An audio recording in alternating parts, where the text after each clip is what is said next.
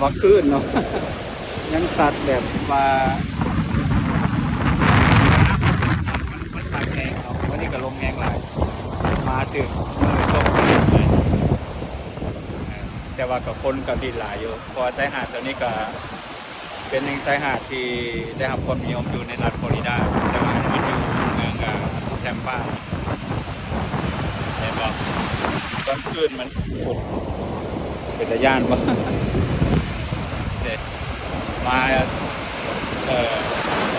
ว้าวเดินน้ำมันบุเย็นน้ำอุ่นเนาะเป็นขึ้นน้ำอุ่นเห็นบ่น้ำทะเลมาแห้งไหลายแต่ว่าการลิ้นนี่ก็มีหน่วยกาดนอนหน่วยเวรยามอยู่กระเจ้าก็อยู่บริเวณนี้แหละกระเจ้าก็เบิ่งความเป็นระเบียบเรียบร้อยให้กับเขาในการลิ้นเนาะว่าผู้ใดเป็นอย่างเกิดเป็นอย่างกระเจ้าก็เข้ามา